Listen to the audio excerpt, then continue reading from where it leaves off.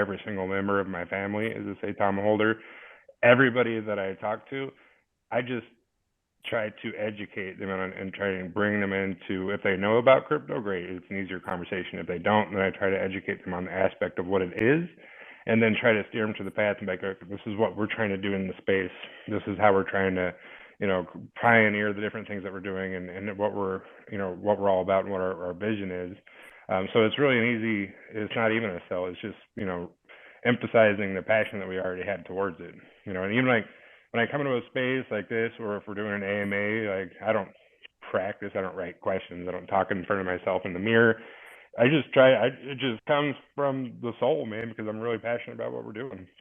So, like I said, when you have that and you know where you stand and you know the potential of something, it's not like you have to really push it. You don't need to sell it, and you don't need to rehearse or practice any of it. You just need to just speak from the heart, man, and that's where it comes from. So, it's easy to do. Russ, the next question will be, I know you're a very busy man. I don't know how much time you have to spend with us so we can coordinate in all the room, accordingly to people that are coming in. And guys, please, when you come in, just raise your hands and we will get to each and every one of you guys, but first, I just want to find out how much time Russ got to spend with us. Yeah, I got some time, man. I'm not in like any big hurry. We can hang out. I'm just doing some stuff, checking on some emails and getting my stuff ready. I got to take off tomorrow. Going, Aaron and I will be in Vegas on Saturday for the Islam fight, so we're doing some promoting and some stuff down there over the weekend. So I had a few calls with some folks this afternoon, so I got some time, man. I usually, when I have a little break in my schedule, I like to come on here or do an AMA or Twitter space. So yeah, we got some time, man. We can fire away some questions. All right, thank you, Russ. Before I call anybody to come on the mic, I just want to first introduce my honorable co-host, and that is no other person but Danny. Danny, how you doing today? Doing great, man. Crypto alert, everybody in the room. Russ, man, how are you today? I'm good, man. I'm always good. Like I said, I don't think I've ever had a bad day because it's all about perspective. And if you wake up and say you're going to have a bad day, you're going to have a bad day. If you wake up every day and say today is a good day, guess what? It's going to be a good day. Exactly. So today is a good day. I woke up and I was salivating at the mouth with everything going on. I was like, Crypto alert, could you let me borrow 100 Ethereum? That's our joke going back and forth. But no, so I just left my accountant. You have two new Saitama holders, my accountants. So they're definitely looking forward to the project. And Nice. just want to say, I just want to say thank you for coming in this space and just everything you guys are doing, man. You guys are just, transparent, honest, integrity, everything that I check off with a box of what to look for in a project. And I just can't be thankful enough, man. So thank you for everything that you've done for us. Yeah, I appreciate it, man. That's awesome to hear because a lot of people have that same mentality and that mindset where they like want to get other people involved. Like you said, you got your accountants; they're now Saitama holders. That is by far, and any data you can gather and look at, that has been our most successful strategy in marketing to date.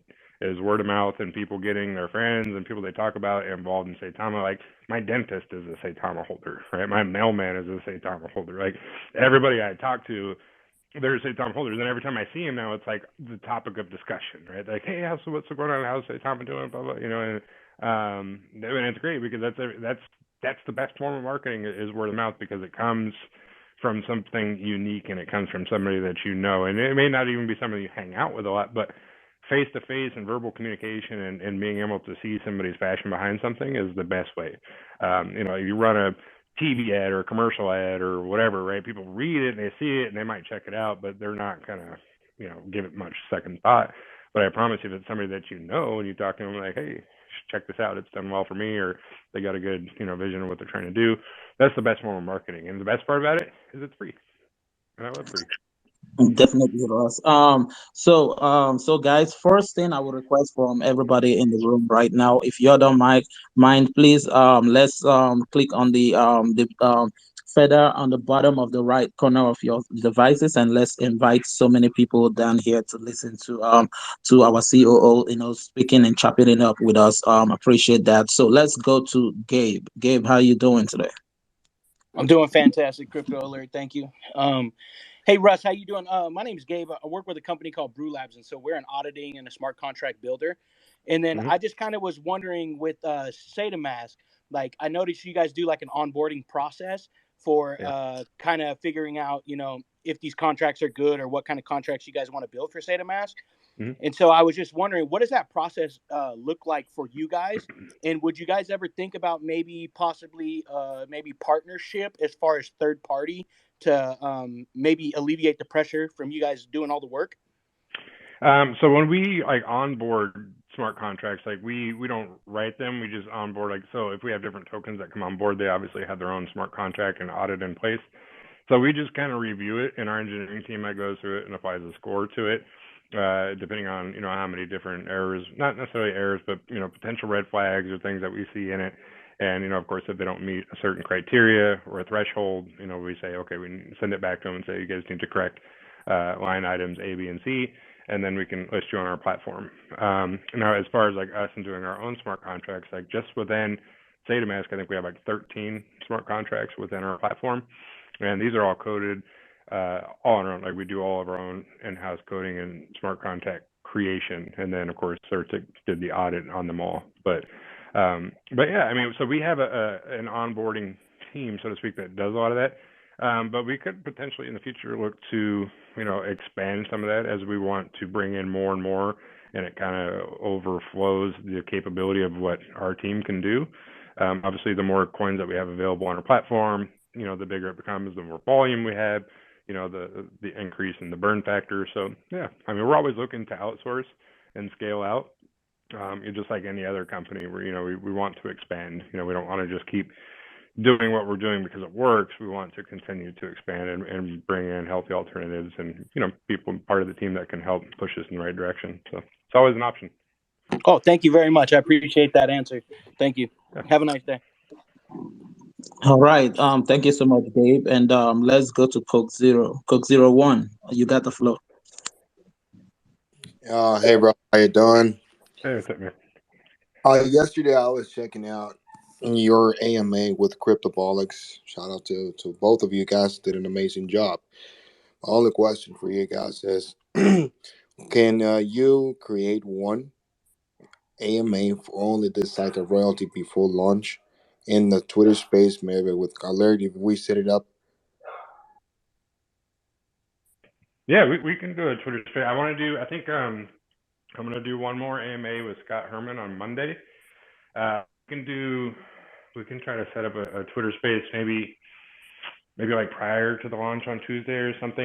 I'm because I'm gonna be traveling the next couple of days, so that's why we're doing the AMA on Monday. But we can try to set something up to do a Twitter space maybe like later on the evening, Monday evening, or maybe like Tuesday in the afternoon or something before the actual launch.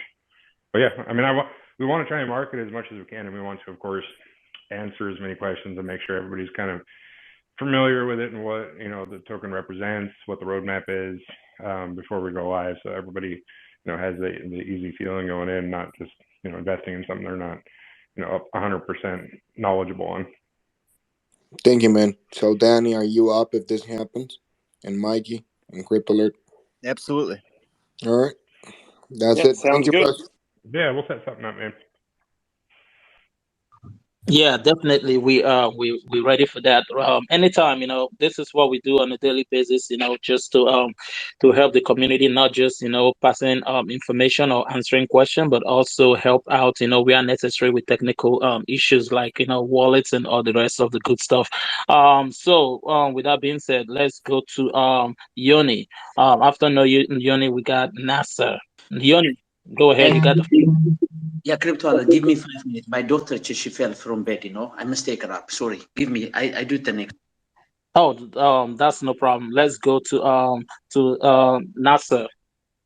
Yeah, hello, how you doing, everybody? How you doing, speakers and listeners, and how you doing, Russ? It was nice finally talking to you. Uh, Hey, what's up? I got a, yeah, I got a question. It's just not a question, but it's like a update on the app. Okay, you see, the Hmm. app looks perfect. I mean, everything's working perfect. I love it. I love the way it looks, the way it works, everything in details, so easy to use. And I appreciate your hard work. You're always on top of your game and everything. But You see, when you like, let's say you click Bitcoin, right, and it shows you the charts of 1 week, 1 month, or 1 year. Okay, when you click on the price, it tells you the price throughout the year, but it does not tell you the date. If we can get that fixed, that'll be like, oh my God, perfect. Yeah, I got Just you. like So the like have date, the yeah, date just like on the there of date, like when that price was affected or whatever. yes. Okay. Other than that, Yeah, here, everything is let me perfect. yeah, I'm gonna write it down so I can shoot it over to Max. So we're gonna have some more updates Uh, and stuff coming out. There's still a few tweaks and things that we'll do. So I'll put it on the list and send it to Max and hey, and tell him to add some dates Yeah, I next mean, to the pricing. I looked at everything, just when I was clicking, like, let's say I wanted to look a year back on Bitcoin, but it doesn't tell me the exact date. And, that's these little small things do make a big difference. And we want the Yep. app to be the #1 app in the world. Yep. So, No, absolutely. And that's like what we call like cosmetic stuff. So there's yes. a few other cosmetic things that we'll implement on the next update probably. So I'll throw it over to him. That's an easy update. I So appreciate I'll that send it from to him. Russ, and thank you for your hard work, and thank you for the team. Appreciate all of them. Thanks, man. Appreciate it. All right. Saita Drew, what's going on, Saita Drew? Hey, how's it going, guys? Good, man. How are you? Good, good. Hey, Russ, first time speaking to you. I have a two-part question, if you don't mind. I'll make it real quick.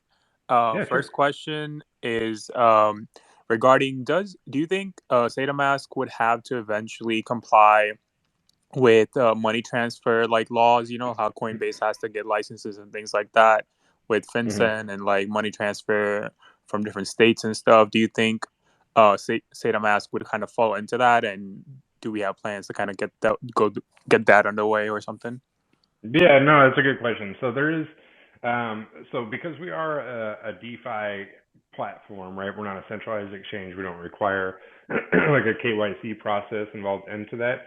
But there's a lot of things that you do have to do on like a compliance and regulatory matter. Like you do have to have like the money laundering thing, where it's basically just a review of different compliance agencies to make sure that you fall inside the realm of, that you're doing things the way that you're supposed to. Like SataMask is operating within its own category when it goes by bylaws and state to state operations. And because we're DeFi and we're a decentralized platform, there isn't a lot of red tape involved there as there is with KYC processing through a centralized exchange.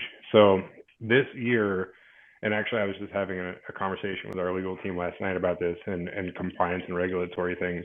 I feel that there's going to be kind of a lot more regulations and things that come down from the SEC this year regarding crypto. And before anybody panics, like I think that my opinion, and that's actually a good thing. And people will argue otherwise, and they're like, well, it's crypto, it should not be regulated. The government should not have its hands in it. And I agree to that to an extent, but what we want is mass adoption, where we want crypto to be the next tangible fiat, right? We want people to use cryptocurrency everywhere they go. We want your traditional dollar, euro, yen, whatever to kind of be secondary, right? So we can't abolish all fiat, but we want to try and take the place of it as much as possible. The more people will interact with cryptocurrency, the better it is, the more adoption we get. And when we start putting the regulations and things and compliance things in place with crypto, you're going to get more adoption, because those people that are on the fence right now about it are going to be more prone to utilizing it because they'll see the regulations in place. Right now, still most of the time you speak to, 5 out of 10 people you talk to right now will tell you that crypto is a scam. It's not real.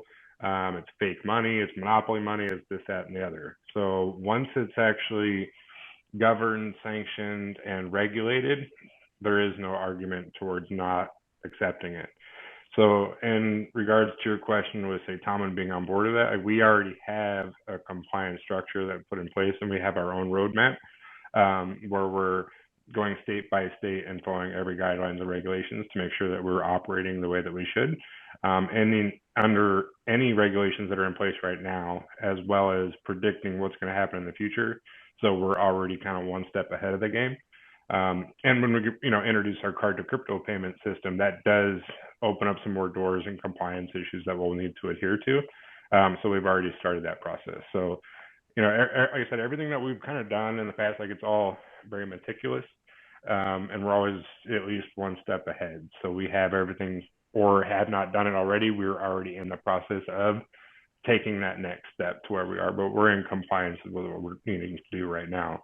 But moving forward, as we have such a long roadmap ahead of us, we're trying to get these things done first before we introduce our own blockchain, before we introduce our card to crypto payment system, before we maybe even potentially convert into a CEX down the road. Like, these are things that we have to do now, because as you guys know, it takes a long time. Like, it's not something you can just apply for, go to the local courthouse and say, hey, I want to apply for whatever section ABC coding you need for that state. Like, it's a process. So yeah, and that's why we have such a big legal team, and that's why we're trying to do everything the way that we're supposed to, because we don't want to play catch up, right, and have to do all this stuff and then be like, oh, by the way, you need this. Like, we want to have that first before we take that next step. 100%. I actually agree with you when it comes to regulation. I think it's coming, and like, you need that in order to have like institution money and for them to kind of invest and go forward with it. Second part, if you don't mind, real quick, is there any plans to, like, I know you talked about revenue, and I know we're gonna generate revenue with Saita Mask and other projects that we have going on. Mm-hmm.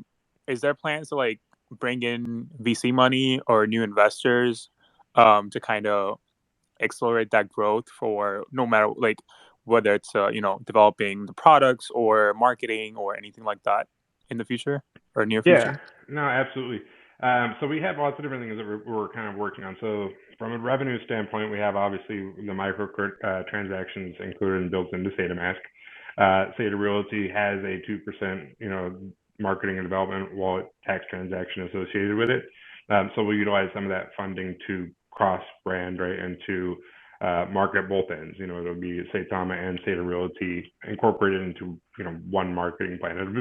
It'll essentially act as a wallet to do both, right? So we can market Saitama and Saita Realty at the same time, because they are essentially one and the same. We could Saitama, Saita Realty brought to you by Saitama, right, or whatever we do with that. So that's an additional, a little bit of revenue that we can utilize. We have our our FANG platform, our NFT marketplace that will produce, revenue transactions from. Our education platform, we're right now in communications with some folks that will be doing some, micro credential courses through our edutainment platform that could generate a little bit of revenue from. We also have our hardware wallet that we have a working prototype in right now. And I think Max is going to release or attempt to release our working prototype at the Dubai Expo. So that in itself, we're going to mass produce and manufacture a hardware wallet that we're hoping to have at every single store worldwide. Best Buy, any electronic store, mom and pop shop, whatever, because it'll be top of the line hardware wallet with a digital touchscreen. So that's revenue that we can generate. There's plenty of other streams that we're going to be generating revenue from that we can pull from. So I mean, we can entertain some different funding and some money coming in from alternative sources, but those will probably primarily be just for investment purposes, right? They'll come and want to invest in Saitama for their own gains. But if it's a true joint venture we can create, and if there's an opportunity there, then we will. But we've always wanted to be self-sufficient, and when you start doing things like that, it makes it a little bit more difficult because you lose control. So we want to be able to maintain that control, not because we're power hungry, but then when we start to lose control of things, that's when things go bad, and we're it's something that we can't control ourselves, essentially, right? So we want to kind of keep a hold of things as we can. But institutional money will roll in, more from an investment standpoint, though. Sounds good. Thank you so much. Thank you, Danny. Thank you, Mike. Thank you, Crypto Alert, for allowing me to ask questions. Thanks, Yeah, Russ. sure. Thanks. Yeah. Henry Lee, man, what's going on, Henry Lee? Yeah, thank you for having me up. This question for the boss.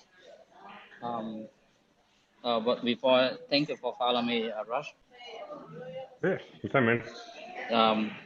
I know I hear you. I listen to AMA and all the stuff. The way you answer everything without a note on paper, it was so good, because I know you're speaking from your heart. And you answer a lot of tough questions.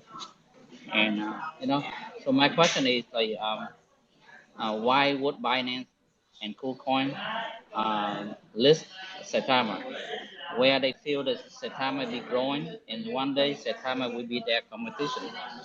Thank you. Yeah, I mean, I don't know. I mean, we can speculate, right? I mean, I don't know. I don't have like any inside information on any centralized exchanges. I would like to. I mean, honestly, I mean, we all know how centralized exchanges make money, right? They make money on transactions, withdrawals, deposits.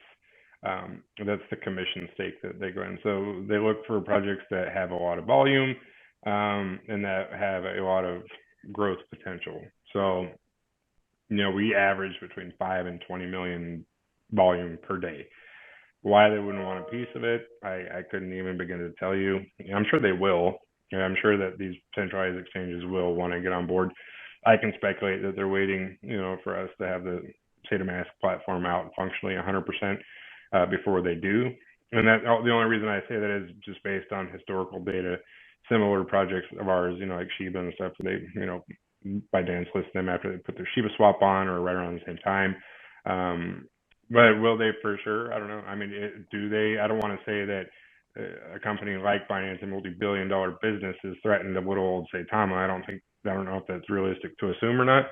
But yeah, I mean, we are changing the space, right? I mean, we're kind of pioneering the way. We're very young and ambitious, right? Like the young kid on the court who's got a bunch of talent and nothing but energy. So maybe we're being perceived as a threat. Who knows? I mean, it's all speculation, but I would love to list on every platform. I understand that people may not feel comfortable, in trading tokens on SataMask, or they don't like Uniswap or anything else, and they only want to use Binance or KuCoin or whatever.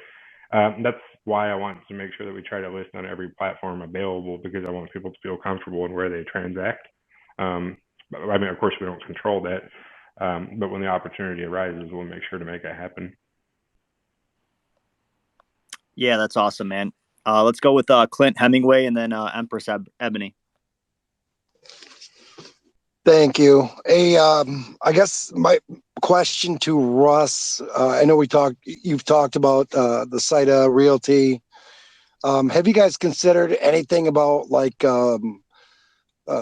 satellite stations? Because I got me and a couple other guys that are looking at opening up a crypto cafe, an actual physical place.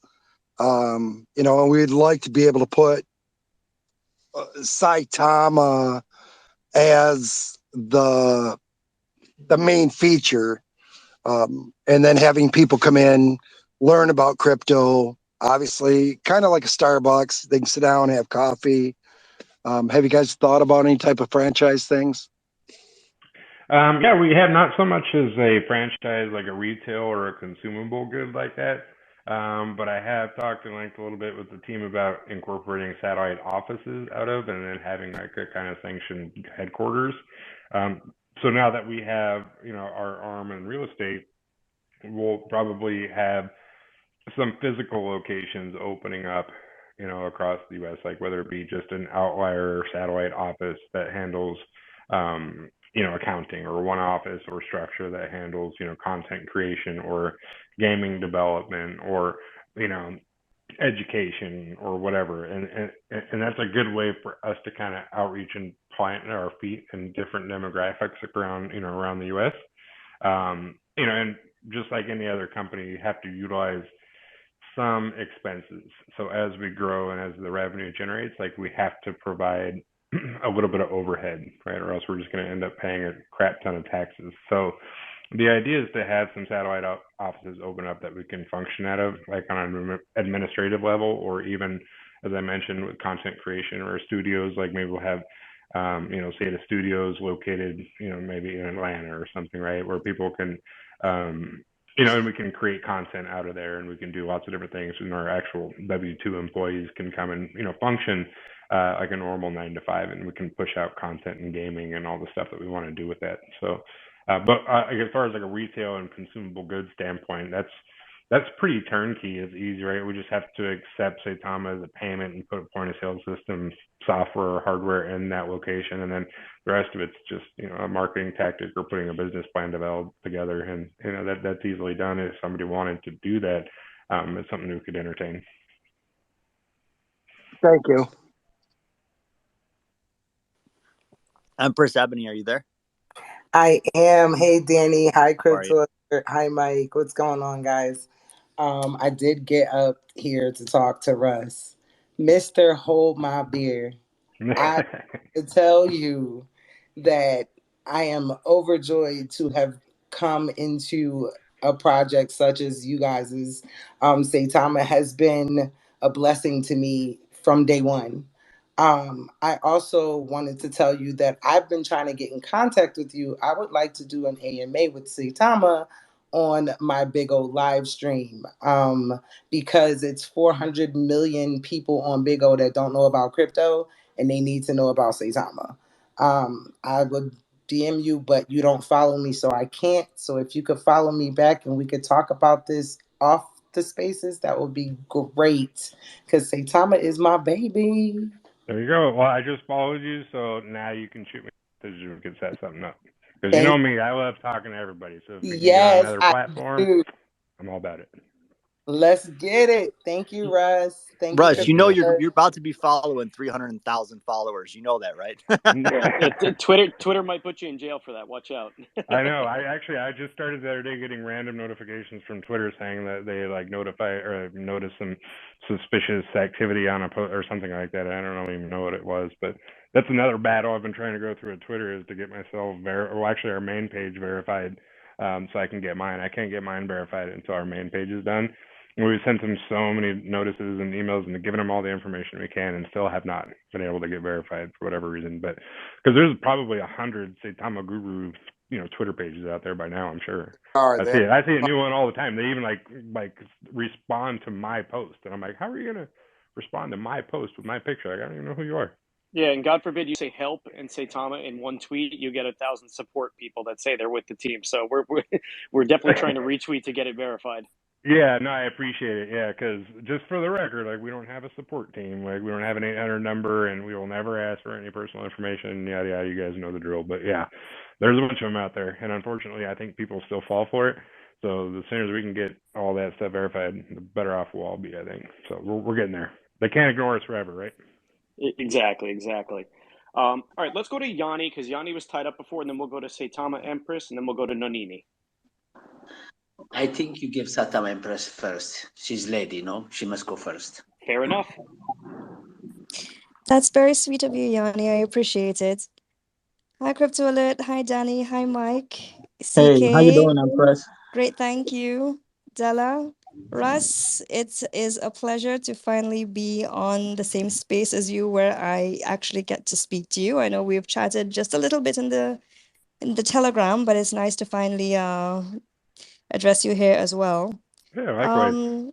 Thank you very much.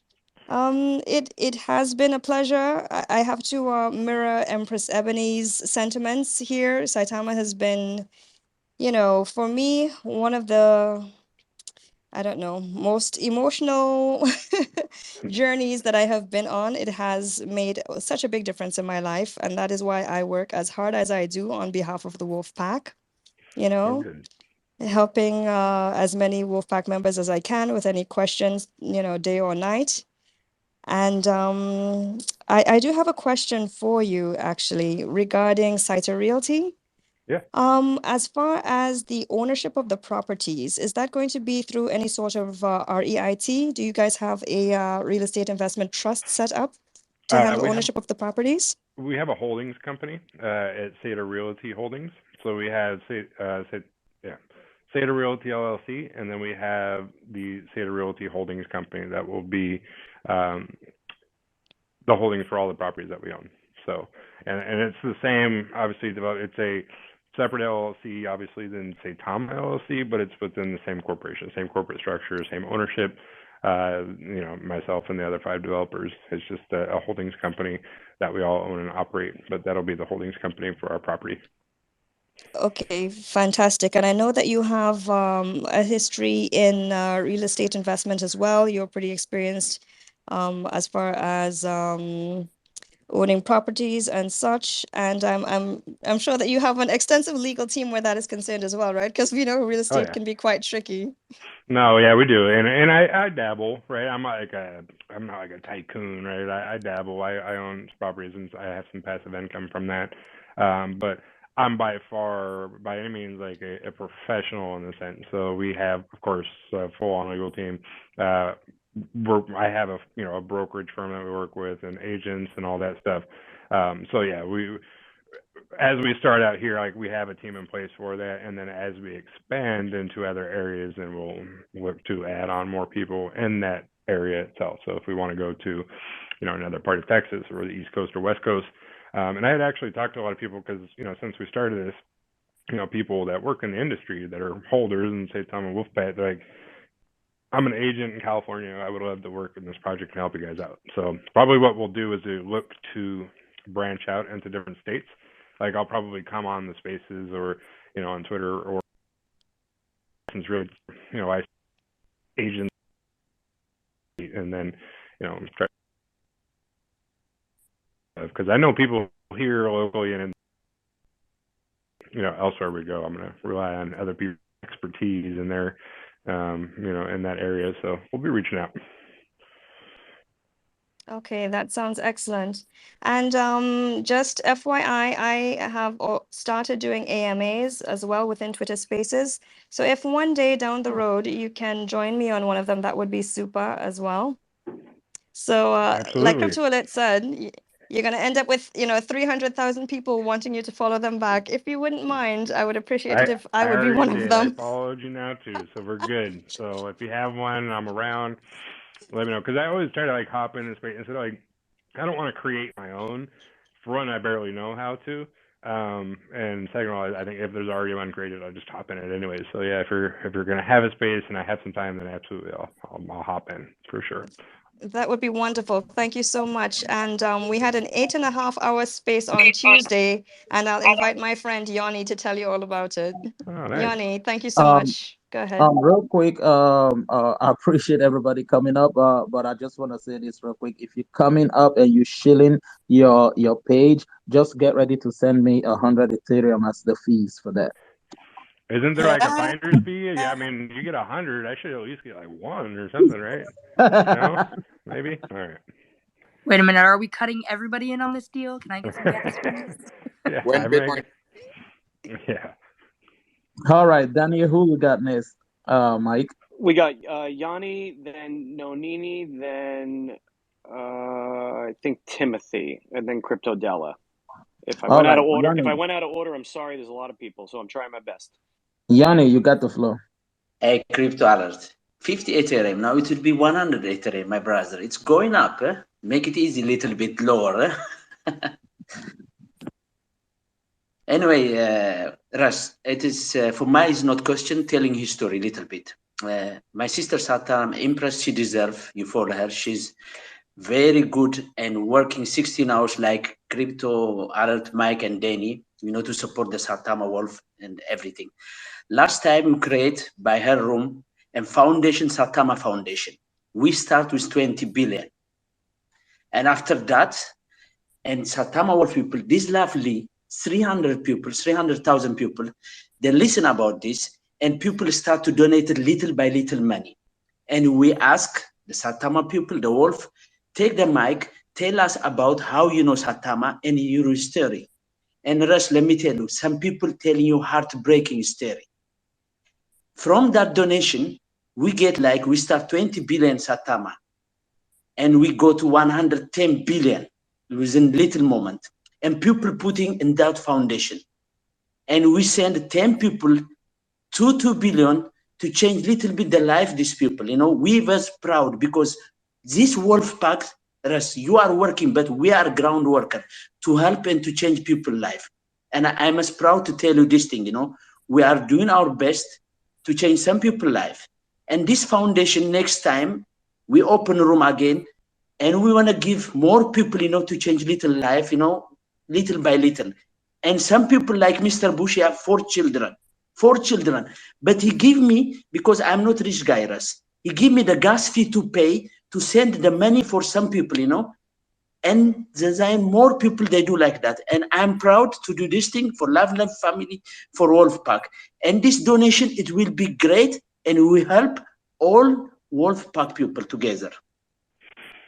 Yeah, no, that's great. And I see a lot of people doing the donations and things like that. And I think it's very uplifting in this space. And, there's a lot of people that, it's a lot, right? I mean, it's a lot of money, especially for people that, that don't come from a lot of money, and a lot of different, countries that it's a tremendous amount of money. Like what I would consider a lot of money is much different than what other people would, right? So it's all relative, and it's all appreciated. Everybody appreciates it, and I see a lot of this stuff going on in the space, and I can, kudos to everyone that does it. I know that we used to do like giveaways and stuff like that in the past, and we kind of had to steer away from it a little bit, uh, only because people, we got a lot of FUD for it, right? People say, well, why are you doing giveaways? You're giving away, like we used to do a lot of giveaways on Jake's show. And not necessarily for me, like people from the community, like they would donate, like I know the Web Surfer guy and then John, they would do a lot of giveaways. Um, and people would sell it, so we got a lot of FUD about it, right? People were like, oh, you're giving away 500 billion tokens to someone, and they turn around and they sell it, and it hurts the price, right? I was like, well, I mean, once you give away a token, you donate it to somebody, you can assume that they're gonna, it's theirs. They can do what they want with it. Maybe that $100 or $200, really help save somebody from getting kicked out of their home or their apartment. You never really know. It's a blessing for some folks. So I appreciate you guys doing what you guys are doing and hosting these giveaways and stuff. And there's anything that we can support in that aspect, we always want to. So. And the last question, can you follow me too? I follow you.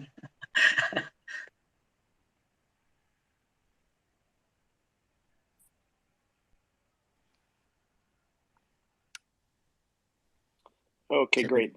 Thanks, Yanni. We'll go to Nonini, and then I believe Timothy, then CK, then Della, then Crypto Della. Sorry, I made a mistake in the order. I'm catching All up. right, Nonini, you got the floor.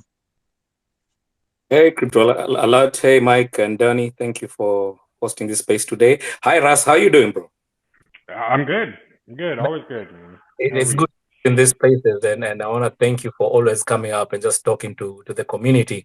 It's very commendable that you take time and do this to us. And I've been watching you on many AMAs, and I like how articulate you are and how you tackle all these issues with a brave face. So that tells a lot. It tells a lot. Like, this is not somebody who's, excuse my language, bullshitting. You can tell this is somebody who knows what he's doing, and we commend you for that.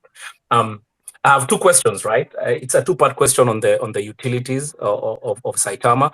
So one of them is SaitaMask. I've heard you mention that a lot of these swapping apps out here, the mitigation you did with the bots, the frontline bots, most of the apps out here don't really care about that, and that's one thing that kept the delay of SaitaMask. Mm-hmm. So in the DeFi space, is SaitaMask like the first one to have that mitigation in place?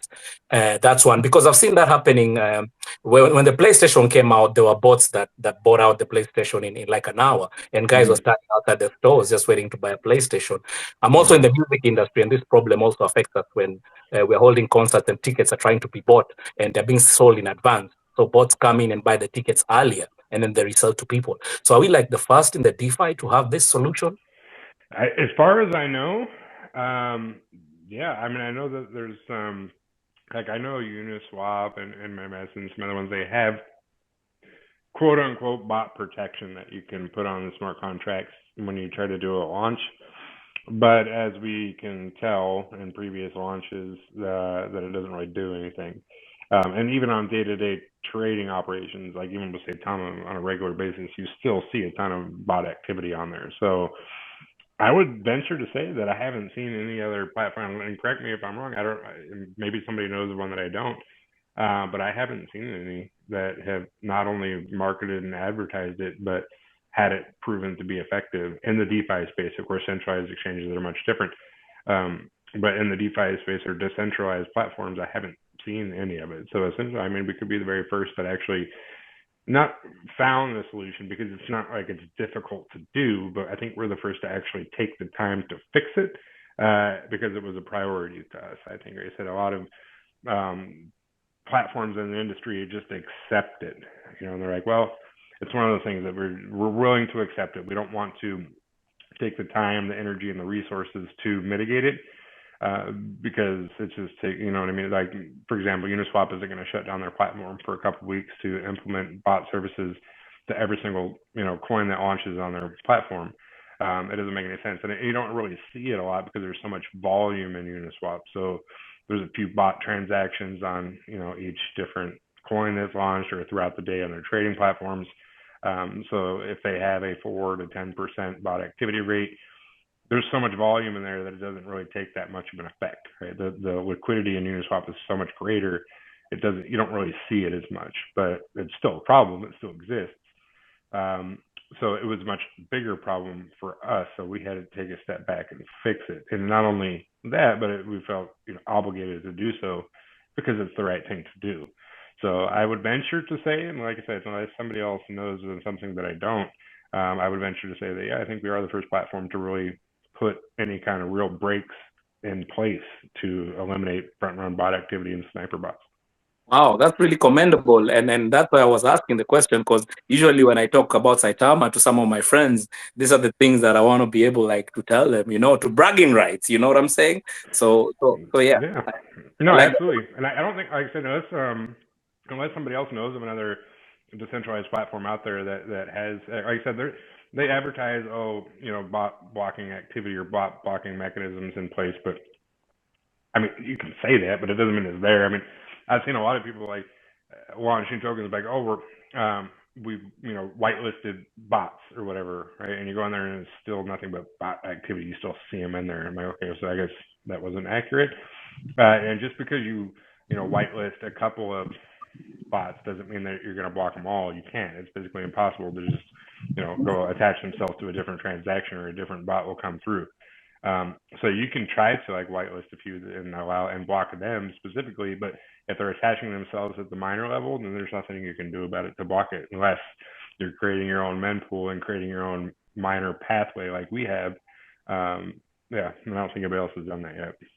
I'm sure there will be now, though. Thank you, Russ. My second question, just a brief one.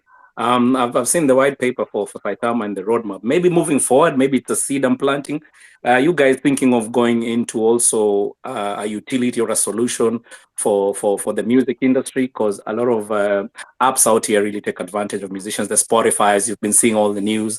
And with the smart contracts, this will be really helpful in the industry because now the third parties, you don't have third parties eating your money in terms of royalty collection. If it's something that Saitama is willing to go on, later on, it's just a seed I'm planting. Thank you for your time, Russ. Yeah, no, absolutely, and we do have some connections in the music industry, and I've talked to several people in the music industry actually, and it's more in regards to the NFT side, that they want to mint NFTs and mint their albums as NFTs onto our platform, on the Fang platform. So from that sense in that industry where you have an album or a song, right, and you release it on Apple Music, you get the royalties, you get whatever commissions on that. You can also release that song as an NFT, and so that's something that we're trying to create right now. Also, obviously, in being partnered with Willie D, and he knows a lot of artists. We have tons of people from the community that are in the music industry. So I have talked to tons and tons of people in the industry, in music specifically, that want to mint and create albums, on the NFT marketplace, and what better place to do it than on our NFT platform, right? Because we have control over it and we can do a lot of really cool things. And it's not open sea. We can do a lot of things that they can't. And that was one of the reasons why we created our own, so we could have full control over it and we could do a lot of the stuff that we wanted to do. We tried to do some stuff on other platforms, NFT platforms, and it just wasn't working out. So we're like, you know what, we just need to create our own, and build it and construct it exactly how we want it so we can do the things that we want to do. And that's definitely one thing that we are looking to do. Thank you, Russ. Thank you, Crypto Lab, Danny. Yeah, no problem, Danny. Thanks for coming up, man. Thank you. Danny, I want to ask Russ something real quick before we go to the next person. Russ, often we normally see the workaholic side of you. At all time you are working, you are maybe one interview or the other, you are traveling from one place to the other. I just want to ask, when you are in a relaxed mood or in a celebratory mood, what is the brand that you usually take? I don't, man. Honestly, like I just work a lot. Like if I'm All right, if he's I'm Team Water. Yes, Team I don't Water. honestly like I'm not like a total square, right? I'll drink but I don't a lot because for one I'm older now and I really really really really hate being hungover. So I don't really drink that much unless I'm like out socially. I'll drink it if we're doing some, I guess, celebratory thing. Like I'll drink in Vegas or whatever. But outside of that, I don't really drink because I wake up in the morning. Like my daily routine is I'll wake up and I try to go to the gym like first thing in the morning. I don't schedule any of my calls until like 10 or something, so I can go to the gym in the morning first thing, and then I kind of clear my head, and then I'm usually in calls throughout most of the day. And then I try later in the afternoon to catch up on the million emails and the messages and things that I have. So I'm usually, and I work usually until about 2 a.m. and then I'm up at like 8 the next day every day. So so not really a whole lot of room for all that, but Oh, and I also am a parent, so I got kids and school and a wife and all that stuff. So I try to balance that stuff in between also. But yeah, but there is to answer your question more straightforward. If I do tend to celebrate and want to have some drink, I can't really beat a good whiskey, right? I really don't think there's anything better than like a real good whiskey or a brandy or a bourbon or something like that. Good flavor. Thank you so much, Russ, Hmm. for that answer. And with that, I just want to say, Danny, Mike, Saitama Empress, No, in no, your no. faces, No, no, in your Cryptolet. face. In your No, face. no, no, no, no. It's All a right. once in a while he'll have My that. friend, let me tell you something. You have perpetually lost this argument from now on. I'm just telling you. We have a lot of witnesses here today, so good try. Nice. Timothy, let's go with Timothy. How's everybody doing? Hey, what's going on? Great. Oh, not a whole lot. Hey, Russ, I've been talking to Elon about doing a partnership with Ed Carpenter Racing with Connor Daly. He is sponsored with a crypto platform called BitNile this year. I don't know if you guys ever thought about doing some sponsorship during the month of May for the Indy 500, since that's like the biggest race of the year for them, and that facility can hold up to 250,000 people and plus millions of watching. I just think that would be a pretty good opportunity for like for marketing. No, absolutely. I mean those are all. There's so many like really amazing marketing opportunities that we have to pass on like every day, and it breaks my heart, but we do because we don't have a marketing wallet, so we're like have to be very very specific and targeted and have an approach to what we do because it comes out of pocket, right? So we have to pay for it. Like, okay, is it really like we have to look at the potential, like what's the audience, what's the potential, exposure that we're going to get. But here, hindsight, very soon, hopefully when we start generating revenue and we have some things in place and we're, getting the wheels moving, we'll have a little bit more resources available and we can start doing stuff like that. Because I would love to take every, marketing opportunity that comes across my desk and jump all over it. I would love nothing more than to do that, and it's a great opportunity in itself. So I think that we're there, like we're right there at that point where we can, actually start doing some really, aggressive marketing tactics where we can do stuff like that, whether it be for the NASCAR, Indy, or, really anything, because there's so many people that are in marketing industries and that have opportunities for us to do stuff that want to see us do well because 99% of the time they're Saitama holders, right? And they're like, hey, I have an opportunity for you guys to market Saitama on this platform. I think you should take advantage of it. And they even give us like a discount, like, hey, we can do this for really cheap. And sometimes it's something in our wheelhouse and we can do and we just fund it. And other times it's just outside of our scope and our budget. And we're just like, man, as great as this would be, we just can't do that right now. But no, absolutely. I think here we're real soon we'll be able to take advantage of that, and that's something we could easily do. I think. But yeah, most like all the marketing things that we've done in the past, like for example, when we did the Javante Davis fight, the only reason we were able to get that is because the majority of that crew were all Saitama holders. So we got like a deal that nobody else would have gotten, honestly, and that's just real. That's just reality because they're all holders and they want to see it do well. Even different things that we're working with, with the USC and all these other things that we have, kind of compartmentalizing right now because they're Saitama holders. Like you'd be surprised. There are so many people that are Saitama holders that you would never even think about. Like people you see on TV, people you see at the movies, people that you hear on the radio. Saitama holders. But they're not going to come out and say that, because it becomes a conflict of interest with their brand and with their agent, and they're not being paid to talk about it and blah, blah, blah. But I talk to these people, and they're all Saitama holders, and like, what can we do to help without actually helping? And I'm like, well, so over there. But no, I appreciate it. Yeah, there's that. I mean, there's something there, and we can definitely look at that once we finally get some marketing revenue generated for us to do that with.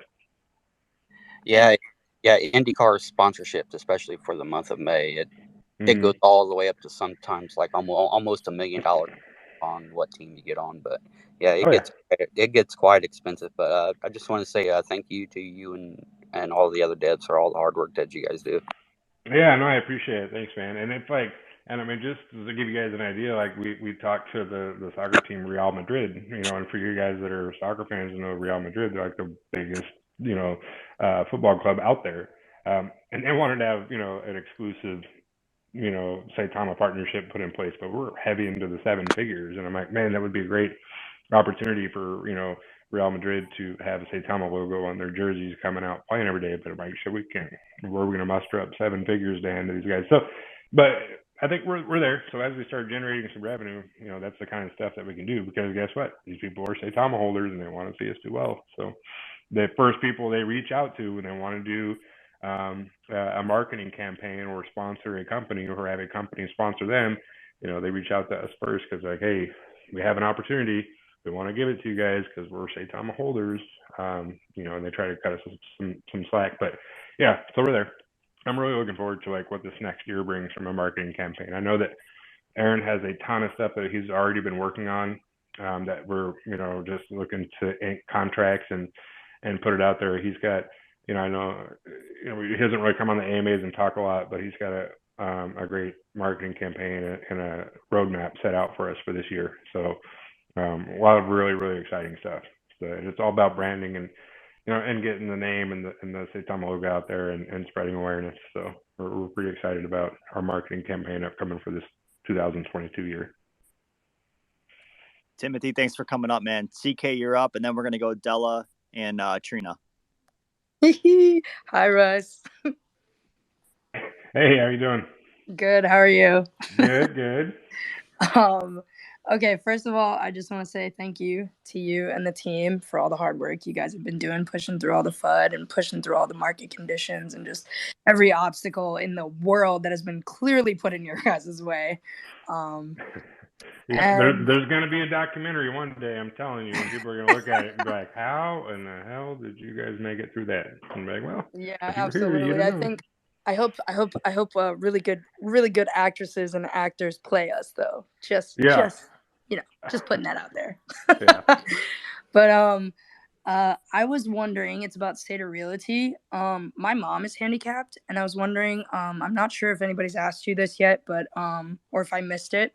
Where do you guys plan on breaking ground first? And then also, like, I know, like, with the expansion and stuff, like, what states, maybe, like, where do you plan to go first? And also, do you plan to do anything for, like, handicapped or, like, the profoundly disabled and, like, housing opportunities for them? So where we're going to break ground first is down in, like, South Texas, Coastal Bend area. We'll probably get up a little bit further north into like the Houston area, because there's a ton of growth potential, in the northern part of Texas, Midland, Texas as well, from a commercial real estate standpoint. So we'll focus on that primarily at first, and then we'll expand into different markets, right? We'll just kind of have to take a technical analysis of different states and see where the market's really producing and what we think is going to do well, in the 5-year or 10-year span, and then we'll expand over there. So the second part of your question, I'd like to answer for disabilities and handicap things. Like, so as you guys know, like, I'm a disabled vet, so I'm very passionate about doing things for the disabled veterans. So part of our initiative in the state of Realty for the 25% revenue share goes to that foundation that will do affordable housing for homeless veterans, but as well, not just homeless vets, but for like displaced family members, displaced families, low income housing, pretty much wherever there's a need to fill, we're going to fill it. And we're going to couple that with like state and federal grants to give us some more support. That way, when we come to the table with $100,000 or $200,000, we can apply for federal aid and federal and state grants. Say we came up with 200,000. We want to build this low-income housing unit that is going to cost us roughly $1 million. Can you put up another 200,000? Can you match our 200,000, or can you provide some of the resources that we need to finish construction on this or whatever? Right? And then we can also do much more with it. So there's tons of money in that area for grants on a federal and state level that just sit in a pool that you can't really do anything with because there's been nobody there to actually step forward and get it. So as long as we put together a budget and a plan, we can apply for it and probably get it, right? Because we have all the other needs to fulfill. So yeah, so there's a lot of opportunity there to do tons of different things, not just with the the low income housing, but for the Zero Emissions Act, like having zero emission homes built. There's a ton of different things. So that's definitely something that we're looking into, that we're going to have like our own NPO, license to do so with, and really whatever we want to do. And it's malleable. So if there's a need that we see that we can really capitalize on and build on, then we'll do it. Right? We won't keep any doors closed, just, to say the least. Whatever the opportunity is, we'll make sure to jump on it. That's awesome. Thank you. I appreciate your answer on that. And that makes me even more bullish. For anybody here who isn't bullish, if after hearing that you're not bullish, I don't know what to tell you, guys. I don't know what to tell you. Don't worry, there'll still be fighters out there like, oh, that's the stupidest idea ever. You guys were like, why would you do that? That's dumb. They're going to be the ones left out in the cold. No coats. I know. And also, could I possibly ask 3 favors of you? Just 3 small, teeny favors. 3? Okay. First one is, could you say when Bitmart? When Bitmart. Oh, trust me, I hear it all the time. Yes, when Bitmart buyback. You heard it here. When Bitmart buyback. Hey, Russ, you want to know something funny? Is CK early on in the spaces, when we were having spaces, she would pop in the space, and this is before the hack. She would go, when Bitmart, and then just leave the space, and we would all start joking, laughing, right? So the week it happened, that the hack happened, I'm like, I had her in the back of my head, and I'm like, oh my God, where's that girl that used to pop in the space and say, when Bitmart? So it's been like a running gag now, Yeah, when Bitmart. When Bitmart buyback. When and Bitmart. actually, yeah, we've had some development on that too, but now it's a legal issue, and we can't talk about it, unfortunately. But yeah. Never mind, no Bitmart. Bye. No Bitmart. Bye. Bye. Now, CK. we have to change it to when Binance. Yeah, when Binance. Exactly, when Binance. Crypto Della, please keep us on track, Della. Wait. I have one more. Oh, could you possibly follow Danny, the co-host? CK, get out of here. No. I thought I was already. Okay, I'll follow. He's amazing, especially in this community. I don't care what you say, Danny. You are like one of the FBI agent. You're the you FBI are one agent. of the driving sources in this community. There's many, but I can't ask you to follow that many people because that would be ridiculous. Honestly, no, I did. I followed him, but honestly, I thought I already was because I see his name on my timeline all the time. So I'm like, oh, I thought. Or honestly, yeah, I don't know who I follow most of the time. No, but you're good. I have followed you now, so we're set. But I appreciate it. CK, I see all you guys at some point or another. I don't know who I'm following because I see you guys all because you all like retweet each other's stuff, which is great. So I honestly don't know like who I'm following. I just also down there, there's a guy named Crypto Mario. he text messaged me. Can you follow him? And that's all right. CK, we gotta go. So much. I love you, Russ. Thank you for following me. By the way, that was amazing. Made my day the other day. Awesome. Oh my God. You know how it works. I will respectfully kick you out. Oh my God. Crypto Della, please take over. Keep us back on track, Della. Hello, everyone. Hail family. I'm really honored to finally speak with Russ. Thank you, Crypto Alert, and Danny. Russ, I just want to say thank you. Thank you so much to you and to the team for your hard work and for always and consistently turning adversaries into raving fans. Thank you so much for that. Awesome. You're welcome. We appreciate it. It's the support. Yes. I also would like to offer my help as a community member to the team that handles of course I drew a blank. So when you guys have to bring out what is it called? So the RIAS team says they do what is that word? Can you help me? For what? The So AMA let's say, for example, when the separation happened with Lily, and you had to put the word out there that's what happened. Oh, our PR team? Yes. So I just want to offer my help. If they ever need anybody to do like proofread, I would love to offer. Yeah. No, and we get, and honestly, like I've spent way too much time in college, but I'll be the first to tell you that like my grammar and spelling is awful. Like I am not a English major by any means. Like I'm a business major, not a grammar. But we have a PR team actually, and they go through that, and we have some folks on our staff. Like I know, like Kat does a lot of our proofreading stuff, and she's was a professor at UConn. So we have to be more strategic about proofreading and stuff like that. But no, I appreciate it. We do have a PR firm that does that stuff for us that we pay probably way too much money for. So maybe I gotta hold a higher standard to them. But hey. Yeah. Maybe they could just slow it down a little bit. I don't think they're doing an awful job or anything. I just think they could just maybe slow down. Because I don't know. Cause I was a language major, and I think it just makes me, 6 months. So your OCD kicks in. I got you. Like rookie schoolboy, schoolgirl mistake. Yeah. No, absolutely. No, I get it. There's a lot of people that and it's just their OCD twitches and they read like, oh, like it's like you guys are multi-million-dollar company. You should be able to know the difference between there, and there.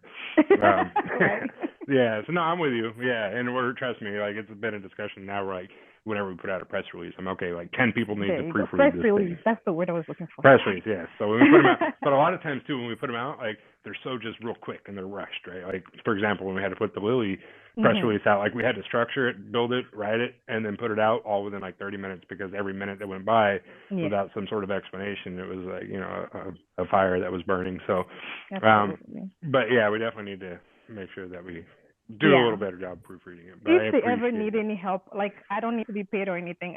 I would like to offer. I love Saitama so much. Anything I can do, just please, I'm here. That's all. Awesome. I appreciate it. And thank you for offering that. And before I leave, can I recommend my favorite whiskey since you're a whiskey drinker? Yeah, go ahead. Okay, it's a Japanese whiskey called Hibiki. Please give it a try. Oh, I have. It's wonderful. Oh, okay, perfect. I'm well traveled. I've been to Japan like 3 times. I have had it. It is very good. Well, welcome to Team Alert. Yeah. Okay. So, Della, what would you say to Mike and Danny? Mike and Danny, since they're rookies. No, the word is in your face. Oh, no. Okay. Let me try this Rookies. again. Mike and Danny, in your face. Thank you, Della. Thank you. Man, we love you too, Della. Sorry. Trina. Thank you, Della. Trina, what's going on, Trina? What's up, my brother? I'm driving through the wild, wild west mountains. Can you hear me okay? Yes, we can, Princess we Trina. Can hear you. What's up, Wolfpack? Mr. Armand, how you doing? I'm well. You remember meeting me in Vegas? You shared a champagne with me, and I was in the nosebleed section. You guys brought champagne and a glass to me, and I felt so honored and so loved and so a part of the family. So I never got a chance to thank you for just your sincerity and all that you're doing for the Wolfpack. I am the proudest Saitama Mama Bear on this earth. Just want you to know that. Well, I appreciate it. We appreciate all your support. Of course. I have a fun question, and I've got a favor. The fun question is, because I got to break up the monotony of all this seriousness. Are you an NBA basketball fan? I am. Yeah, I am. Okay, perfect. Awesome. I'm a huge sports fan myself. I play professionally. My question to you is, who are you taking in the finals? In the East and in the West? You know what? It's tough. I don't really know who's gonna make it this year because I haven't been following it as much this year. I'm gonna be I'm a Lakers fan, and when I saw the first half of their season and what they've produced, like I haven't really followed since because I knew it wasn't really gonna amount to much. Oh yeah. So it's really tough to say. I don't know. I mean, I think Brooklyn's got a strong team, but they had a strong team last year too. So I don't know. I guess we'll see. But I'm an underdog fan. Let me give you a hint. The city is Phoenix, and the mascot is a bunch of sun. Yeah, I mean they got a good squad too. I mean, You know what? Honestly, like I used to be a Suns fan because a lot of my cousins were from Phoenix, you know, and I'm from LA. So the old matchups, used to have like, and even then, like, you know, I was a big Michael Jordan fan as well too. So like when, you know, the Bulls used to meet up with the Suns and in the finals, you know, and it was Jordan was playing, and you know who they used to have the Suns. It was they had Steve Nash, and they had all those guys. It was good. Absolutely. It was good, man. It was a good competition. That was some good years for basketball. But lately, I'm a huge sports fan.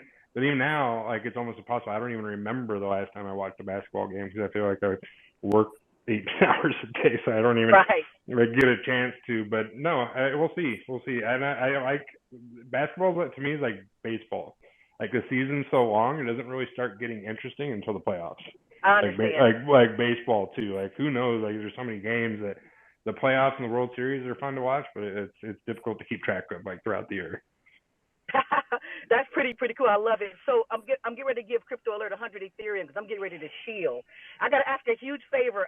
Everybody knows that this is my favorite space on Twitter, but I learned about Saitama on Clubhouse, and I'm a moderator for a Hollywood public figure. We have 17,000 on our Discord and thousands in our Clubhouse. I'm not sure if you have that app, and if you will so kindly come to our Clubhouse room and speak to thousands of us, we would love it.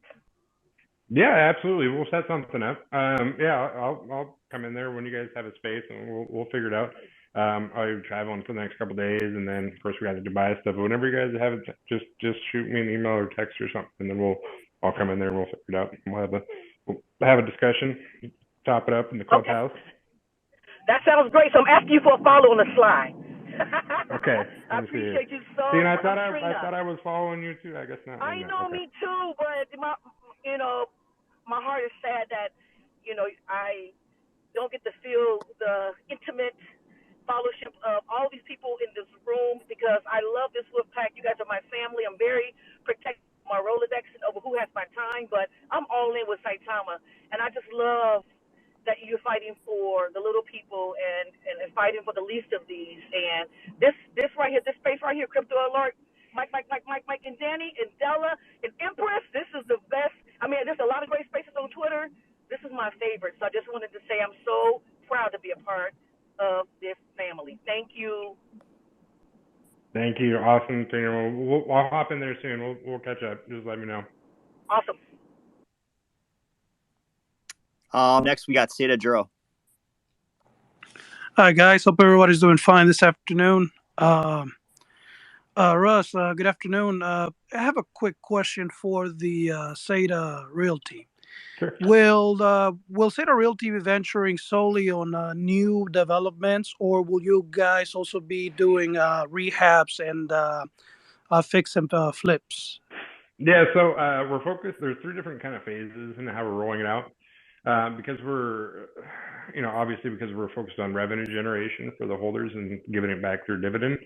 The first phase that we're looking to do is purchasing already occupied commercial establishments that have like a 90% capacity rate, meaning that if we want to buy the land, it already has office structures or complexes on there that are already being leased out. So we're generating revenue right off the bat. That's kind of like phase 1. So we'll probably buy a few of those that are already producing revenue. And then phase 2 is buying lots in certain locations that we can build out our own commercial establishments, or purchasing large plots of land that already have all the utilities and zoning necessary for larger franchise companies to come in and buy, like Targets, Walmarts, whatever kind of grocery store chain that's out there.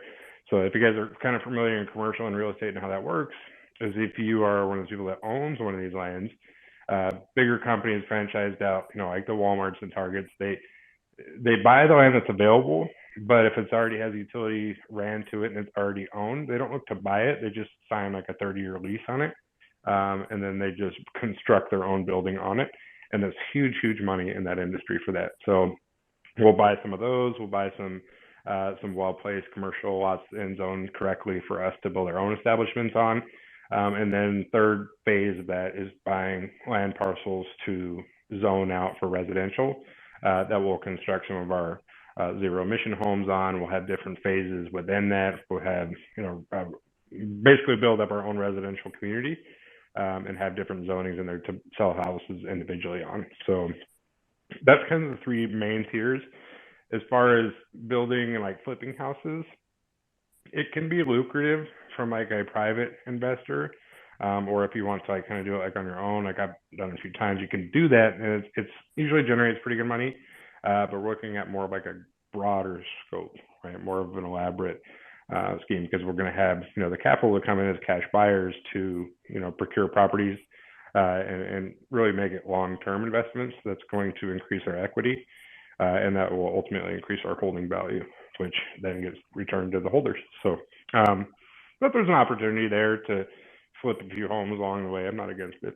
I just have to be kind of one of those things. If it come across the the table and be like, hey, this is an opportunity we can jump on, and we will. We want to have a huge portfolio, right? We'll come across and maybe purchase a few, within the first month or two, and then continue to increase our capital and our equity, and just continue to buy and buy and buy, because we have an influx of capital all the time. So we don't need to take loans against the value of our property and our estate. Like, we can continue to buy more to increase our revenue distribution. So as long as money comes in, we got to put it somewhere. So we may start with 1 or 2 properties, but who's to say in 5 years from now we won't own 100 or 150 throughout the entire United States or globally. So that's where we want to be, in the next 5 years or so. So there's opportunity between here and there to do really whatever we want to do with it. Great, that sounds great. And probably after this, Crypto Alert will probably have enough to buy the dip again. Well, if you ever venture out into the into the rehab and remodeling, I have 2 startups right now and working on a partnership for remodeling, and as well a disposal construction site disposal company.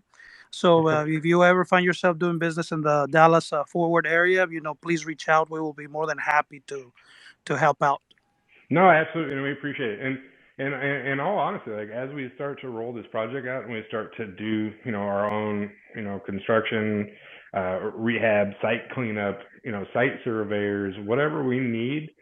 Like, we don't I have a team that we work here with, like brokers and agents and things like that. But as we venture out, say in the Dallas Fort Worth area, we're going to need people to do the day-to-day operation, like the operation site foreman, things like that. So I'm not going to open up the yellow pages, and start going on Yelp to find a good contractor. The first place that we'll go to is the Saitama community and be like, hey, are you, I don't know, are you an electrician? Do you own your own electricity company? You want to run some wiring for our commercial, building, and we're throwing up on this address, and keep it internal. Like, if we're going to outsource, and pay subcontractors for things, like, the first place we're going to go to is within the community. It only makes sense. Like I said, I'm not going to Google or go on Yelp to find a licensed electrician if we got 10 licensed electricians inside the Wolfpack.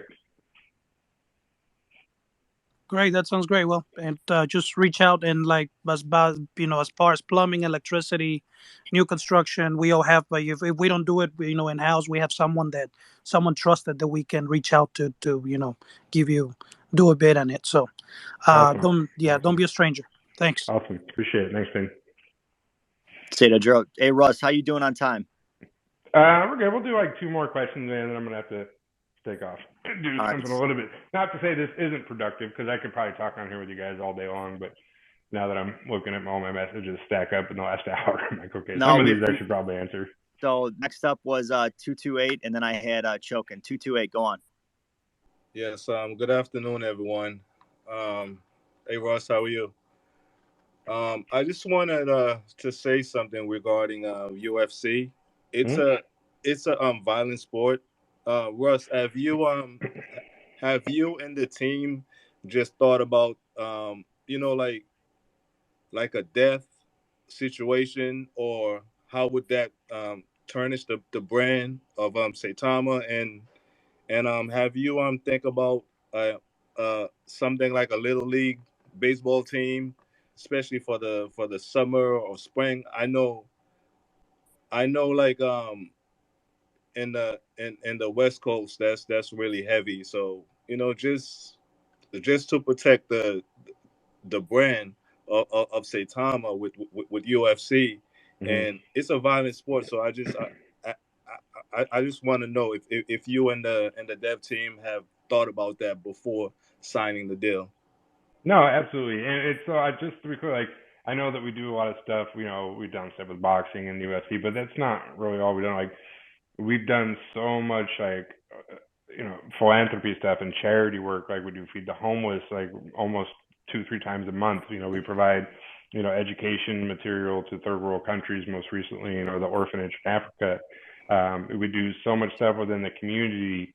Like I've sponsored myself, like lots of different like car shows and events and all kinds of stuff. So there's so much community outreach stuff that we do all the time. Like even right now at the Dream Center, they're doing the NFT bit for the guy, the paraplegic NFT painter down in the Dream Center in LA. Like we're a sponsor for that. We're gonna go down there and be part of that here in the next couple of weeks as well.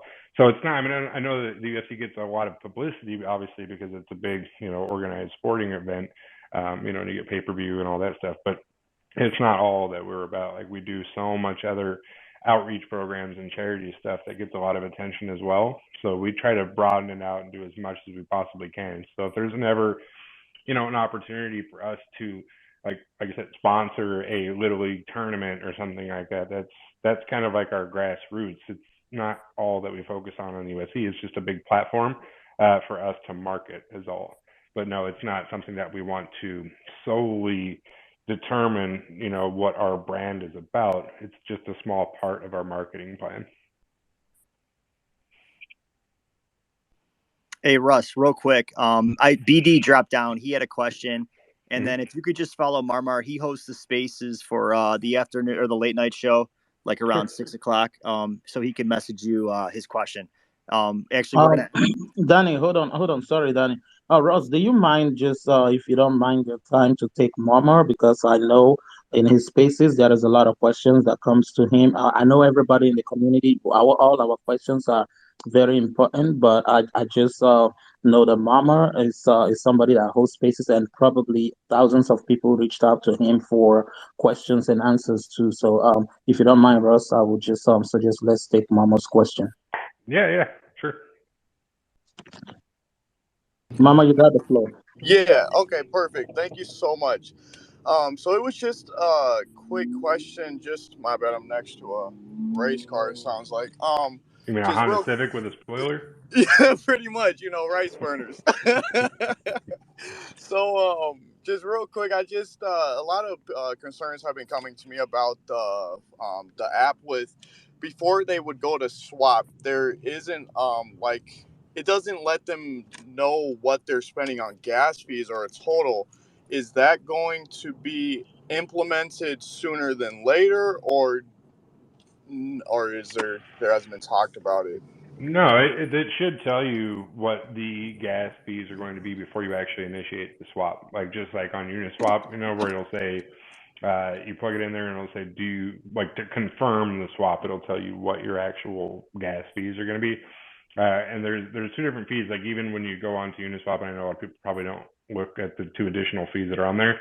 So there's a transaction fee that Uniswap takes, right? And it varies on what that is. But I know that ours is usually like less than $1. I think theirs are fairly expensive depending on what it is. And then there's the miner fee. So both of those fees should be on there before like you try to confirm the swap. And it'll also be on there, with the Etherscan report, as you see it initiate that trade in itself. But before you actually, approve the swap, it should tell you what those fees are. So when they have the swap function turned back on here shortly, it should show that on there. And we'll do some tutorial videos as well. Once Maximum turn the swap feature on here in a bit, it'll show, what to look for, how to initiate it, and how to adjust, whatever your gas fees are and all that stuff. Or not the gas fees, but your slippage tolerance and everything.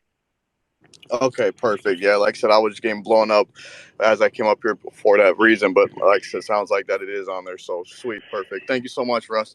Yeah, no worries. And you won't be able to see that on there now, obviously, because we have that function turned off still. But yeah, when we open it up and and adjust the liquidity and then put it in there, it'll show up.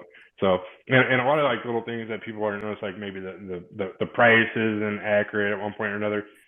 when we inject the liquidity back in there, like it'll all balance out. Like all of that stuff will be in tandem. Like it'll fix itself as we inject the liquidity. Perfect. Thank you, Crypto Alert, and Danny too. Like I said, I was Marmar. Hey, Russ, could you just take BD's and maybe Lena's question, and then we'll get out of here because they're messaging me that one's for the Haitian community and BD got dropped down. If you don't mind. Yeah, that's fine. That's it. Thank you, BD. Go on, man. Hey, Russ, you and I got something in common, and I just kind of wanted to bring it up. And most of it is just me recognizing you and your team and the community that is built. So, first of all, I want to thank you. I know what you do. I'm a former Navy officer. I was S6 on Ronald Reagan my last tour. So, and I just want the community to understand what you and the team are really doing. And this will lead to a question. So, just give me a brief second. Your team represents continuously, and I just want to let you know that they represent in spaces. They represent, with their tweets and so on and so forth. And the team that it takes to make this happen is just incredible. And I tie that back to our Navy days. If I'm not mistaken, I think you were an ABH, right? Yeah, I was at ABH from 2000 2008. So you were on the flight deck. I was on the Stennis CVN 74 for 5 years, and then I did so I did two tours, 2 Westpacks, right? So I did 2 Westpacks based out of San Diego. Did 2 Westpacks on that shit. Then took it up to Bremerton for like a year, and then I was actually stationed in Spain for 3 years. I know it was so tough. It was brutal. 3 years on the beach in Spain was probably the most dreadful of my life. That was like me getting stuck in Hawaii for 7.5 years. Yeah, awful. Yeah, no. So the reason I bring this up, guys, Team Saitama, that you all are in here, and the people that are putting their time in is, Russ and his background from the Navy, Navy times. Not that anybody else doesn't work hard, but these guys, when we were doing catch and release on these birds, flying off our deck and catching them and the whole 9 yards. The lives of the people flying those planes are in these guys' hands. And they're working 18, 19 hours a day. I used to work anywhere from 18 to 20 hours a day on board that aircraft carrier. I know exactly what Russ does behind the scenes.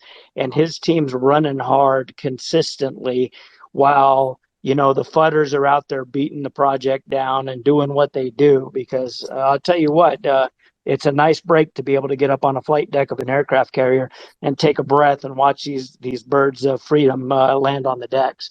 So it takes a full team to do what these guys are doing right now. Russ jumped in this space. He's a busy man, but I guarantee you he's running 18, 20-hour days. I say that, and then I say this. I'm going back to our Navy days. We like to do some behind the scenes things back in the day. They would, take some pictures, do some stories about the team that's holding everything together. Have you ever considered doing something like that that's associated with either the website or the wallet? Hey, these guys are busting their rumps, and some impromptu things to give recognition to those who are giving their blood, sweat, and tears to this project. Yeah, I mean we do, but we're all very humble, right? And when I come to this space, it's great to hear the enthusiasm and of course the appreciation, and it just shows that everybody is with us, and it keeps us going, and it keeps us motivated to want to get up every day and to put in those 18-hour days and to be, nose to the grindstone and boots on the ground and make it happen for not just ourselves but for everybody. But we're so passionate about what we're trying to do, and we see such a great and bright future ahead of us that we want to get there. We want to bring everybody else with us. And there's this one moment, I know that I've talked about it before, but it just keeps bearing in mind every time I hear something like this, and it makes me kind of relive this moment. And this little old lady, when we were in Vegas, we came, and I was trying to get my wife. I think she'd forgotten like her lashes or something, right? The ones that you super glue to your face. So she sent me down to the store, like the little store at the casino, to get one, and asking this little old lady. She probably was in her, I would say, late 60s, early 70s, and she flew all the way from New York by herself, just to have an opportunity to meet me and shake my hand and say that she was able to take her last little bit of money that she had and invested it in June into Saitama, and was able to not only pay off her house and take care of whatever debt that she had, but put enough money in her bank that she could live out the rest of her years doing what she wanted to do, and that was just to travel, see a few places that she had never seen before. And I'm saying she was only about 3.5 feet tall, just a little tiny little cute little old lady. And to me, giving an opportunity to people like that, and I know that's extreme, and but it's just the things like that that are truly the reason why we do a lot of the stuff that we do, right? Like, that's all the recognition for me and the rest of the team that we really need, and that's it. I mean, I know that we're creating technology that will, surpass and be very useful in the future, especially in crypto. And I know that crypto is the future, and I know that the education portion is a big part of what we're doing. And there's so many different things in the space that we want to do, but stuff like that is what really, hits home, and it really, for me, in a sense, pays the bills, right? That's the stuff that you want to do, because I've been down and I've been up and I've been down, and anybody that has money will tell you the same thing. It's all relative, and it's all about perspective, and I've come from nothing, and I've been at the top, and I've been back down at the bottom, and I've been all the way, and I am very successful at it right now, aside from crypto. And it doesn't matter, because at the end of the day, it's not about what you do with your money. It's about how you act with it, what kind of a person you are. Even now I'm very humble. I don't, I know I got fancy cars and stuff, but I got cheap board shorts that I wear most of the time. You know what I mean? And it's about what you do with it, and it's about what kind of person you are deep down, that kind of dictates your character, and being able to do things like that and to change people's lives is what it is really all about. It's not about walking away with $1 million, 10, 20, $50 million, because you can't. Everybody is going to leave this earth at one point or another. That's inevitable. It's what you do with your life while you're here, and how many other lives you can impact that's going to set your legacy. So that's what we really try to do, and that's really all the recognition I think that we really need. But it's always good to hear, and I know that coming into space, you guys, everybody is so appreciative, and we get it a lot. And we've had kind of a lot to deal with up to this point, and just the support of the community is enough in itself. And I don't think any of us really looking for any kind of pat on the back of any sorts, but there will be some stories to be told. And I think, what we did want to do at some point was put together a testimonial of sorts, right? People that had tremendous, success in Saitama, and how their lives were drastically changed. And because I get them all the time, maybe not so much recently, because our price has kind of been hovering around and kind of going sideways for a little bit, but especially, early on, when we were at a $7 million market cap all the way up to a $16 billion market cap, a lot of people's lives were changed. A lot of people were able to pay off that student loan, pay off that house, buy that girlfriend a ring, or take a honeymoon or a family vacation, or or buy a first car outright cash. Whatever the case is, there's so many people that lives were able to be changed at that point in time. The testimonials are there, and there's probably a whole onslaught of them that maybe one day we could look at publishing and putting out, because those are the stories that need to be told, I think, especially when we get overcome with diversity and FUD and everything else. Like, people gotta, I think those are the heartwarming stories that we need to hear to remember why we're here in the first place and what we're doing. Thanks, Russ. All right, Lena, close us out today. Lena. Hi, Danny. Thank you. Hi, Mr. Russ. How are you doing? I'm good. Thank you. Thank you for taking the time to answer my question. I would like to ask, the Haitian community has an inquiry. Seeing that the community is huge, and we have families back home, and we were wondering, when the blockchain is available, is there any way that that if we want to connect, if we want to connect our families into crypto and introduce them to it, that they would be able to buy and sell on it and transfer their funds to their bank accounts? And is there any way that you're looking into the Caribbean islands and a learning possibility for the third world countries, such as Haiti? Yeah, no, absolutely. So what we are, and okay, I guess so. To answer your first part, yeah. So our platform can be utilized anywhere now through the KYC process when the card to crypto. It's different. Like once you cross international waters, there's a lot of kind of red tape and different things that you have to do in order to be recognized in other countries, and it's all very relative to what country you're trying to operate and do business in. So it's something that we'll have to look into and see, what we can do for each one, because everybody said every country is different. But if we can operate inside Haiti or whatever countries we can, we absolutely want to. We want to be able to do it in as many countries as possible.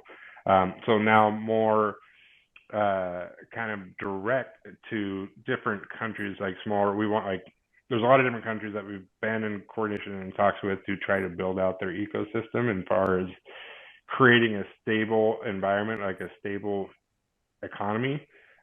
Most of countries like Haiti, the Philippines, the Cayman Islands, not so much the Cayman Islands, but the different island chains like Barbados, etc.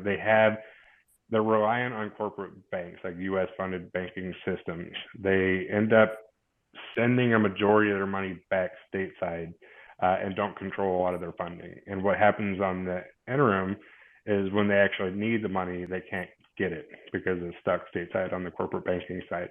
So what we've tried to establish and what we're looking at doing in the next year or 2 years or however long it takes is to create a functional economic system within these countries itself that's solely dependent on not their own currency, but a cryptocurrency like the Saitama, utilizing it as a stable coin to build their economic infrastructure up so they don't have to be dependent on corporate banking.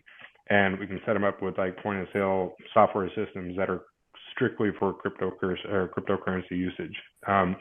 What this kind of does is it takes the middleman out and it allows you to control your own local fiat currency to where you're creating and building your own internal infrastructure without having to outsource and send money out of country just to get, it's like sending $1 out of the country just to get 10 cents back, right? So all you're doing is breaking down your own economy and feeding somebody else's wealth. So there's a lot of opportunities for us to do that. And we kind of have a business plan on how we want to approach it. We were supposed to go to Barbados first to talk about this with their leaders, so to speak, and it kind of got put on the back burner for now. They have internal stuff going on, but there is something that we want to do there, and we have a plan in place to incorporate that. And we'll have some kind of trial system along the way. We may start in one country, and if it works out and it's effective, then we want to push it out on a massive scale so we can make the greatest impact, right? And because there's a lot of places that could really benefit from this. And like I said, we have a business plan and a model in place that I think that can be really, really helpful. It's just a matter of getting it out there, trying it out, making sure it works, and more importantly, introducing it to countries that are accepting of it. But once a couple get on board with it, I think it'll fall like dominoes, and a lot more countries will get on board.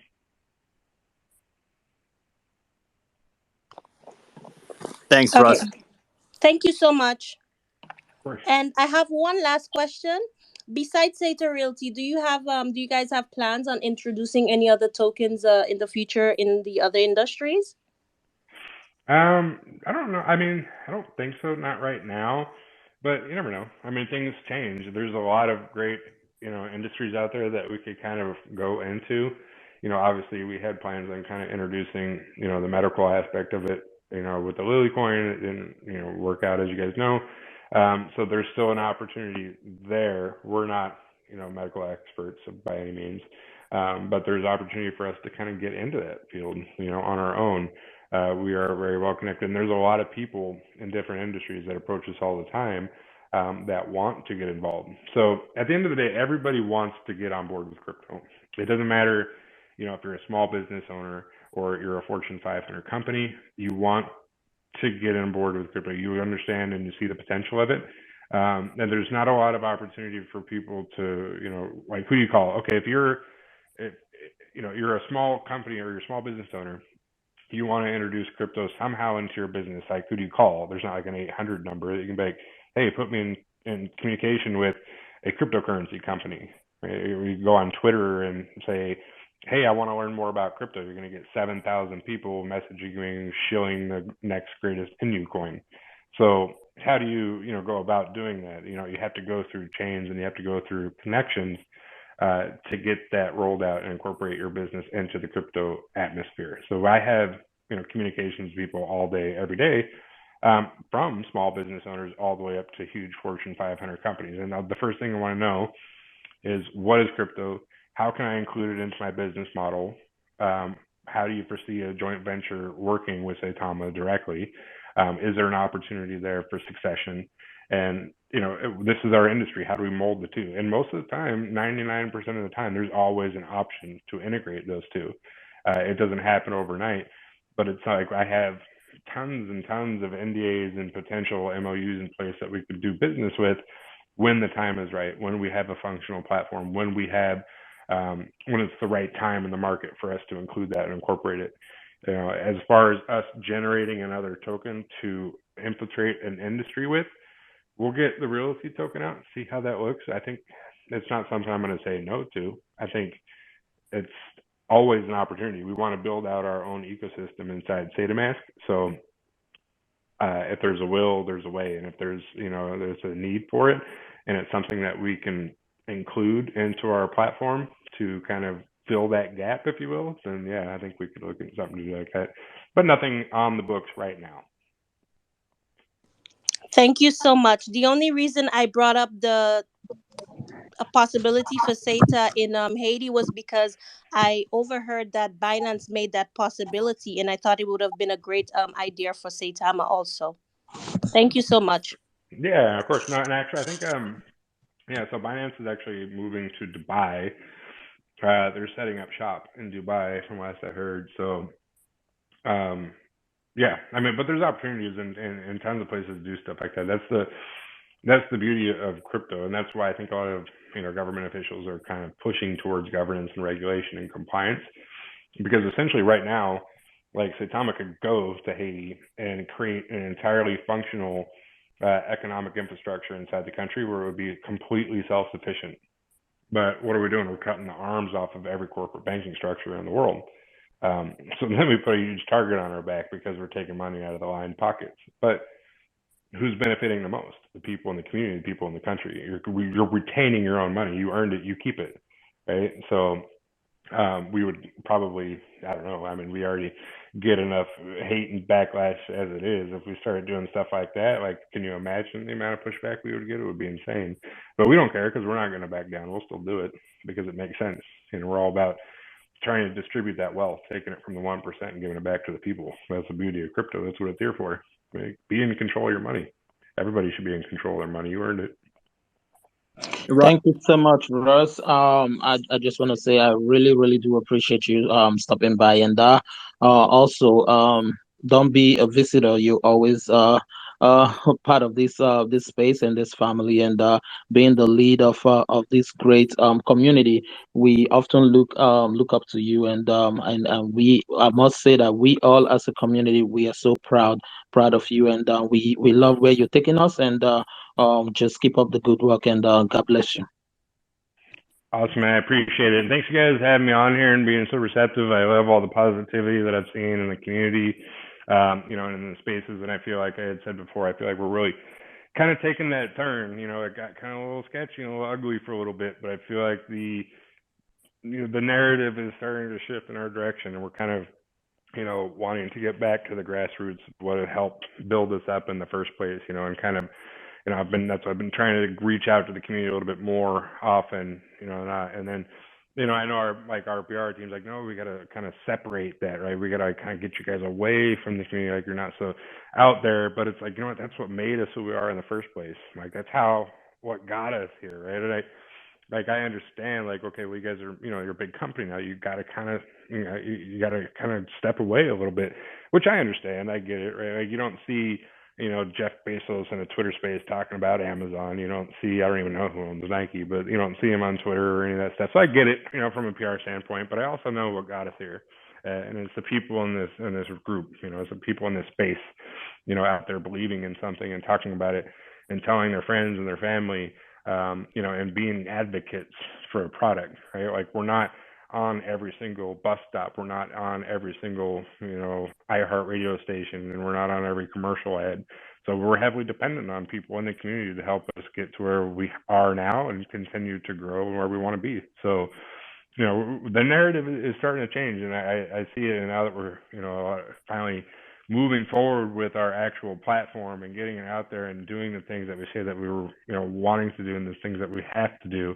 The just kind of overall atmosphere of the space is starting to shift. So I wanted to come on here at least, and, not only just kind of do a morale check on everybody and how they're feeling about the market, but just to kind of communicate, right, and keep that open line of communication with the investors and the people in the community and say, Tom, to say, like, hey, we're here and we're still working, we're putting this stuff out, and we're there. So, man, I kind of mentioned once, I don't want to touch on it too much, but yeah, I'm maxing them. They're putting on the final checks in this thing, and we're going to start injecting liquidity and open it up for you guys. And we're still on track to get Saita Realty out there March 1st, and we're excited. Like, we're so ready to move on to this next chapter. I cannot even begin to tell you guys, because it has been like that sore toenail that's just been kind of hanging on forever, and you can't walk right because it's stabbing into your foot, and we're like so ready to tear it off and move on. So yeah, we're there. So we but yeah, and I appreciate you guys, all the positive thoughts, and appreciate all you guys just being patient with us over the last couple months. So we're finally there, and we're good. And yeah, just want to come on and say what's up to you guys. So we'll do it again, man. If everybody in the room could put up a clap sign and some hearts for Russ, let's give him appreciation for coming in the space today. He didn't have to do that out of his hard day. Russ, thank you so much for coming in, man. Honestly. And also, guys, in order to send Russ, everybody on the mic, please unmute your mic and let's give him our owl sound. 1, 2, 3, let's go.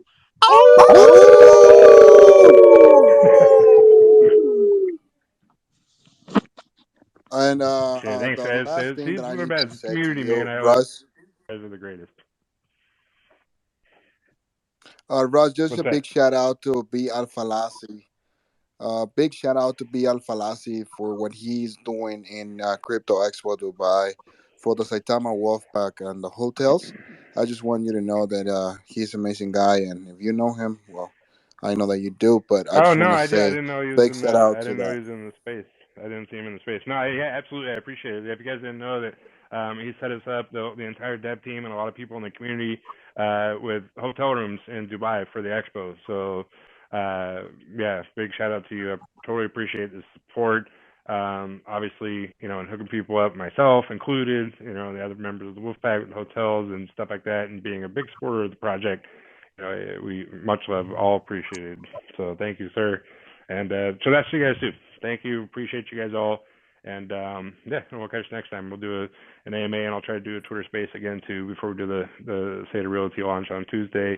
Yeah, and we'll keep you guys informed, and we'll go ahead and we'll put out a press release once we open up the swap. And all is good. Life is good. So. Sounds good, Russ. Thank you for being here. All right. Have a good one.